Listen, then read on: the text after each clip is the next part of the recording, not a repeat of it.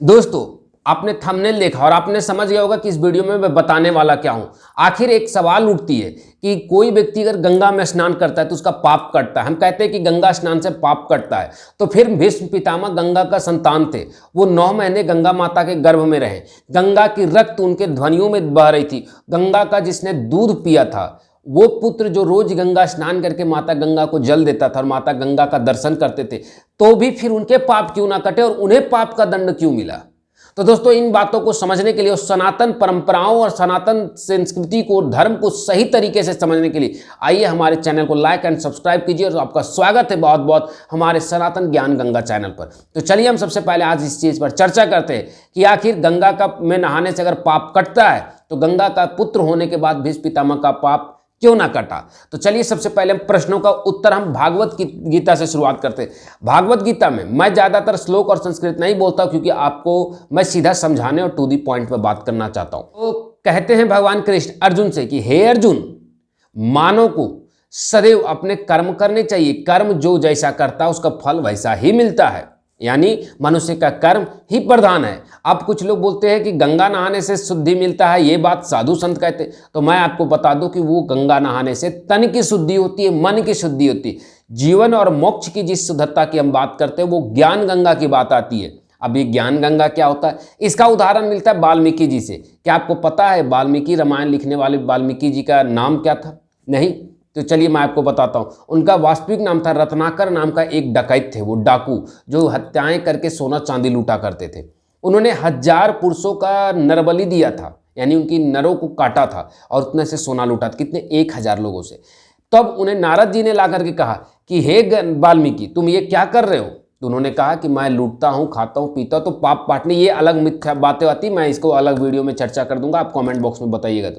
तो रत्नाकर को भगवान नारद कहते हैं कि आप जाइए और जाकर के तप कीजिए और ज्ञान अर्जित कीजिए। जब वो तप करने जाता है, राम को मरा कहता है। लास्ट में वो तप करते करते करते राम कहना सीख जाते हैं और वो तपस्या करते करते ज्ञान अर्जित करते। जब वो वेदों को पढ़ते हैं, धर्म को पढ़ते हैं, तब वो तप करते हैं, तब जाकर के उनके पाप की कटती है। और वो पाप कटती है तब वो वाल्मीकि रामायण लिखते हैं। साक्षात राम जी के सामने सीता को लेके जाते। सीता जनक की पुत्री होने के बाद भी वाल्मीकि की भी बेटी है। आपको पता है रामायण में वाल्मीकि जी की भी पुत्री के रूप में सीता को देखा जाता है, क्योंकि वाल्मीकि जी ने कहा था कि सीता मेरी पुत्री है और मैंने इसे अपनी पुत्री के समान रखा है। तो इसीलिए वाल्मीकि जी को सीता जी का एक पिता भी माना गया है। तो चलिए हम आगे की ओर बढ़ते हैं। अब आप समझिएगा, जब रत्नाकर नाम का डाकू गंगा नहाने के बजाय तप करके शुद्धि मिली तो आपको कैसे मिली? खैर, हम बात को आगे ले चलते हैं। अब गंगा जी के ऊपर सवाल उठता है, तो अब हमें बताइए, आखिर कर्ण गंगा स्नान, भीष्म पितामह गंगा स्नान, द्रोणाचार्य गंगा स्नान, कृपाचार्य गंगा स्नान, खुद दुर्योधन गंगा स्नान, कृष्ण गंगा स्नान, अर्जुन गंगा स्नान, फिर भी किसी का पाप नहीं कटा। आखिर क्यों? तो शास्त्रों में इसका साफ प्रमाणित है कि गंगा स्नान तन की शुद्धि देती है, मन की शुद्धि देती है। जैसे हम कहते हैं तप मन की शुद्धता देती है, सच्चा विचार, अच्छा विचार मन की शुद्धता देती है। जैसे हम गीता वगैरह जब पढ़ते हैं तो वो मन की शुद्धता देती है। गंगा नहाने से तन की शुद्धता देती है और कर्म करने से जीवन और मोक्ष की शुद्धता मिलती है। इसीलिए हमारे सनातन धर्म को जो ये मिथ्या रूपी अंग्रेजों ने, और खास करके अंग्रेजों के दबाव से इसे मिथ्या वर्णन दिया गया कि गंगा नहाओ पाप कटेगा। और दूसरी बात, कुछ लोग कहते हैं कि धर्म क्या है, तो आपको मैं बता दूं, साधु संतों की पुरानी कथा कहना है कि अगर आपको आम खाना है तो पहले आम का वृक्ष लगाइए, यानी फल खाने से पहले वृक्ष लगाइए, तभी आप फल खाइए, जिससे प्रकृति की सुरक्षा हो सके। आप प्रकृति से एक आम लिए हैं तो उसे एक आम का पेड़ दीजिए। इसीलिए हम देख सकते हैं कि हमारे पूर्वजों ने कितने वृक्ष लगाए थे, लेकिन आज हम वृक्षों को काट रहे हैं, बर्बाद कर रहे हैं और फल खा रहे हैं, लेकिन हम कभी प्रकृति की नहीं सोचते। ये अधर्म है।